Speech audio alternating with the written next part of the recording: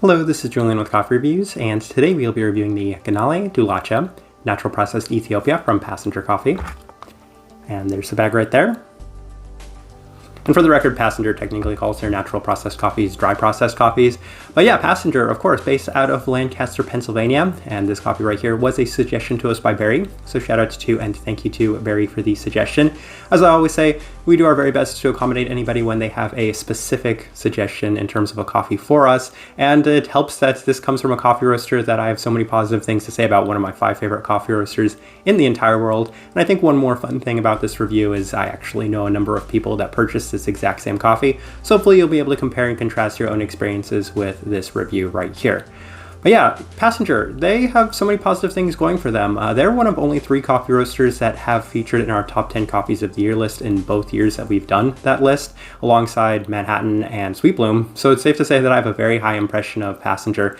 They have maintained their status as one of my 5 favorite coffee roasters in the world since the first time I ever tried their coffee, and I've been fortunate enough to visit their cafe out in Lancaster, and it was one of the most amazing experiences I've ever had.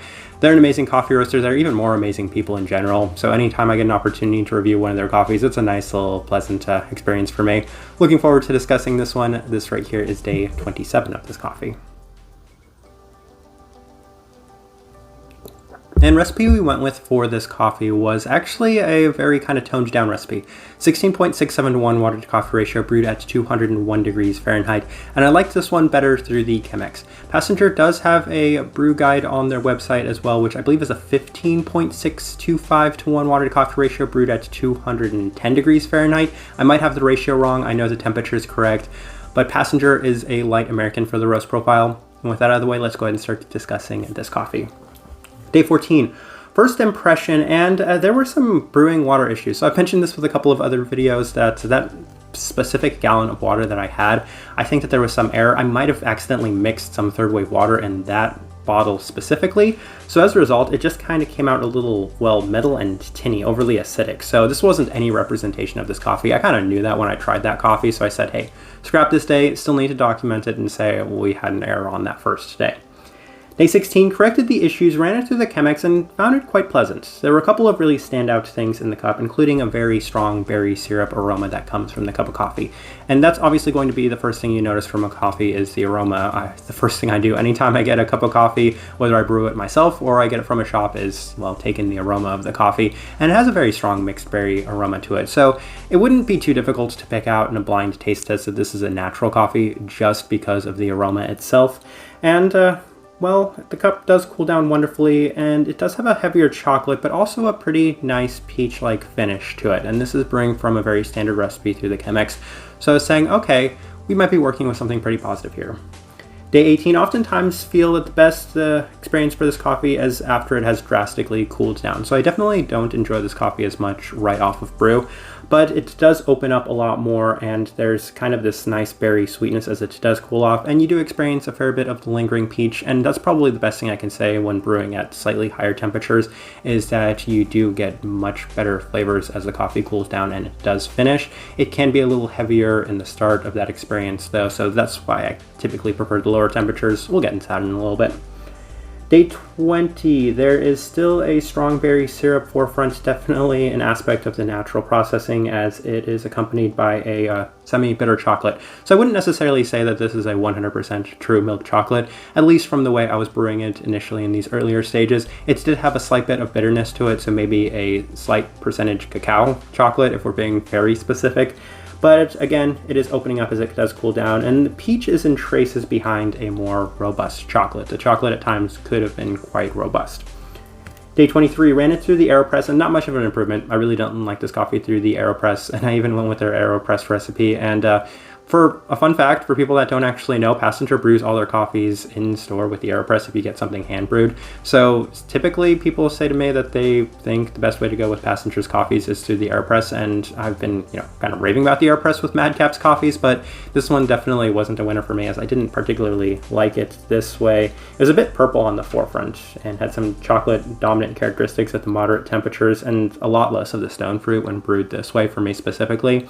Those purples were kind of interesting, and now that I wonder if I charted them on the tasting wheel, because I could say that they were even floral from time to time, but it was most pronounced for me through the AeroPress anyway. Day 24 lowered the temperatures, ran through the Chemex, and it is significantly improved. That's when I was experiencing the best cup of coffee to this point. Heavily toned down on the strong berry and the much more moderately sweet chocolate. Toning it down has allowed the peach to come through just a slight bit more clean. I don't think that there was necessarily more peach when I was brewing it this way. I just think that by kind of neutralizing the other really strong aspects of this coffee, the peach did have a slightly cleaner base for it to shine a little better. Day 26. One more day through the Chemex, lowered the temperatures again. Best day of the coffee to this point, gladly taking more of the chocolate base over the strong berry syrup aspect to it. That was the most dominant characteristic at the higher temperatures, and I didn't think it helps that it's the first thing that came through on the aroma itself. Additional fruit flavors able to shine in this capacity as well, with a slight bit of tropical citrus fruit. I was actually finding some nice, what I would often describe as maybe a little bit of a pineapple. So a little bit of depth, a little bit of complexity, not too surprising. Passengers' coffees typically have a lot to them, more than what meets the eye anyway. All right, let's go ahead and put up the tasting wheel so you can see what we were getting. All right, a bunch of level 4s. So let's run through those real quick. I was kind of wondering where I charted that floral, because the floral, I don't get too much of it. I should probably chart that at level 2 based off of the Chemex, but as I mentioned, I was getting a little bit of purple floral through the AeroPress, so that should at the very least be at level 2. I don't like that being at a level 1. Let's run through the rest of that real quick. Sweetness, level 4, yeah, it's a really sweet cup of coffee. That's not too surprising. Natural coffees in general tend to be pretty sweet, but I'll give them credit for having it at that level 4 because it's not too overbearing, and that's the other credit I want to give them, is that the finish is at a level 4. Yeah, again, not too overbearing, so I'm quite happy with a natural processed coffee being at those 2 levels. It's the cleanliness I'm looking at now where I say level 4. That seems a little generous. Maybe I was thinking on the lower side of that level 4. It's still a natural processed coffee, and it's not quite as clean as, well, the majority of the wash processed coffees that we do review on this channel.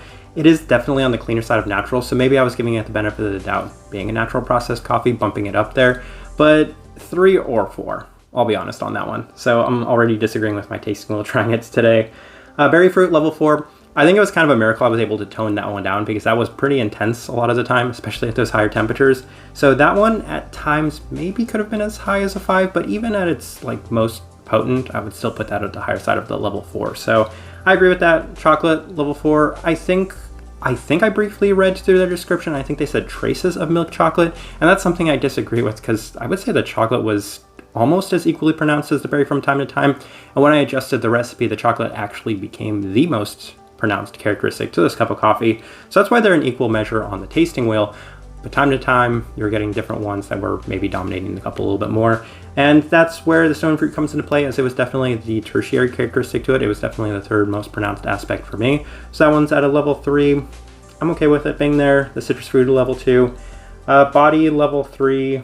Yeah, it does have a little bit of body, even brewed through the Chemex. And I think a lot of the reason the acidity is toned down, especially for passenger being on the lighter side of American coffees, is because I definitely lowered the temperatures to kind of reduce a lot of these really strong components that I was getting from this cup of coffee. Don't get me wrong, it's nowhere near as strong, dominant, and overbearing as, well, a lot of the other naturals we've reviewed, or the anaerobic natural processed coffees, but even then, it was definitely still a pretty noticeable difference from your standard wash processed coffees, so I just want to make that point noted. For the most part, yeah, I disagree with a lot of my tasting wheel, so we'll just skip through that part. My overall thoughts and impressions of this coffee, it wasn't going to be my first choice when purchasing from Passenger's current offerings. If you look at Passenger's website, they have a ridiculous amount of very interesting sounding coffees, to me at least anyway. They have a couple of Excellence winner, they have a couple of Geishas, including a Costa Rican Geisha. They have a Costa Rican SL28, and of course they have a couple of Panamanian Geishas. Their offerings list is really impressive. I just definitely wanted to review this coffee since it was directly suggested to me. The flavor notes didn't necessarily sound like a coffee that I would prefer in the first place, as typically with these sort of flavor descriptors, this is kind of the cup of coffee I experience, which isn't necessarily my favorite. But I'll be completely honest, I think the biggest sticking point for me was the fact that the peach ended up being the tertiary characteristic. Having a chocolate dominant Ethiopia is not going to be a huge selling point to me. I never necessarily enjoy my Ethiopians to be chocolatey. That's typically reserved for maybe some more of those Central American, South American coffees. That's where I really enjoy getting my chocolate out of them a little bit more. So this one wasn't necessarily my favorite, but with all of that being said, I do have to give huge credit to Passenger still, because this is probably one of the better natural processed Ethiopias I've had in quite a few years, as charting that high on the cleanliness is still a testament to just how good Passenger is, given that everybody else has gone the way of some very murky, unclear natural processed Ethiopian coffees. So better end of the natural processed Ethiopian coffees, even if it's not necessarily my favorite. Type of person I would suggest this coffee to. It still has a lot of the classic natural processed Ethiopian characteristics as well as Passenger characteristics. So it is sweeter, it is cleaner, but it is dominant, at least for me anyway, on those berries as well as the chocolate. So if you like those aspects from coffees, then I think that this one's a really nice fit for you. It'll definitely be on the better end of Ethiopians, natural processed Ethiopians anyway, for the year. So keep that in mind. But I think for the most part, I'll leave this review at that. If you by chance had an opportunity to try this coffee, and I know a lot of you have, we'd love to know your thoughts and impressions of it as well. If you're enjoying the content, give this video a like. Subscribe if you're not already subscribed. This right here has been a review of the Ganale Dulacha natural processed Ethiopia from Passenger Coffee. Thank you for watching.